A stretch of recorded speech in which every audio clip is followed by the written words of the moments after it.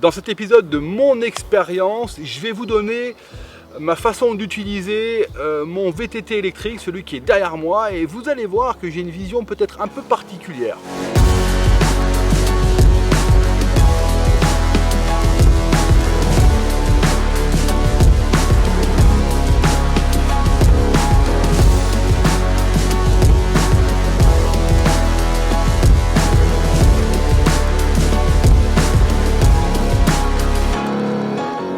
Alors déjà, en préambule, honnêtement, si je devais avoir qu'un seul vélo, ce serait un vélo musculaire. Voilà, j'aime pas trop ce terme de musculaire, mais je sais qu'il est vraiment employé. Une fois que j'ai dit ça, bien entendu, je peux vous garantir que j'adore mon vélo et j'adore le vélo électrique. Voilà, donc ça, ce sont deux choses séparées. Si je devais en avoir qu'un, ce serait en musculaire. Mais bien entendu, là, j'ai le choix, j'ai plusieurs vélos et sincèrement, moi, je m'éclate avec parce que ça permet en fait de varier les sorties. Maintenant, pourquoi je dis que si je devais en avoir qu'un, ce serait en musculaire? Ça, bien entendu, c'est toujours par rapport à ma pratique et à mon expérience. Ce sera sans doute différent par rapport à votre façon de pratiquer le vélo. Aujourd'hui, moi, ce qui me pose problème par rapport au VTT électrique, c'est l'autonomie. Voilà, même si ce vélo est équipé d'une 630 Wh, c'est un moteur Shimano avec les nouvelles batteries, malheureusement, bon moi je suis quand même pas tout léger, mais voilà, si j'économise au maximum en mode éco, en faisant super attention, etc., je peux faire jusqu'à 1900 mètres de dénivelé positif, donc c'est vraiment une bonne sortie, mais je trouve quand même que c'est pas assez. Voilà. Très concrètement, moi ce genre de sortie, je peux les faire en musculaire, donc ça me dérange de ne pas pouvoir faire 2500 ou même 3000 avec mon VTT électrique. Ensuite, l'électrique, bien entendu, quand ça commence à grimper fort, alors il y a le mode walk qui permet de le pousser assez facilement. C'est même plus facile de pousser un VTT électrique qu'un musculaire, mais si vous devez le porter, notamment dans des grosses sorties en montagne, là franchement 25 kg sur le dos, il faut vraiment être un gros Golgoth.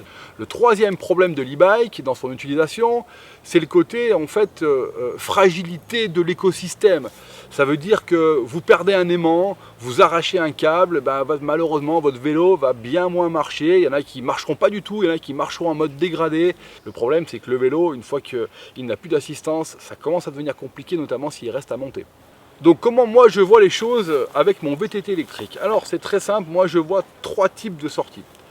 Si je suis derrière chez moi, pas loin de chez moi, et que j'ai 1h30 ou 2 heures à tuer, c'est clair que je prendrai mon VTT électrique, c'est certain. Pourquoi? Parce que je vais pouvoir faire 1200, 1300, 1400, voire 1500 mètres de dénivelé en très peu de temps. Je vais pouvoir enchaîner les descentes, et ça c'est génial, c'est hyper ludique, je me vide la tête. Ça c'est le premier point. Si je vais rouler la demi-journée, 3-4 heures, le VTT électrique a toujours un avantage parce que je vais pouvoir aller jusqu'au bout de la batterie, me faire mes 1700, 1008 ou voire mes 1900 mètres de dénivelé. Maintenant, si j'ai tous les potes qui sont en musculaire, je prendrai mon VTT musculaire. Mais voilà, en tout cas, l'électrique garde un peu d'avance.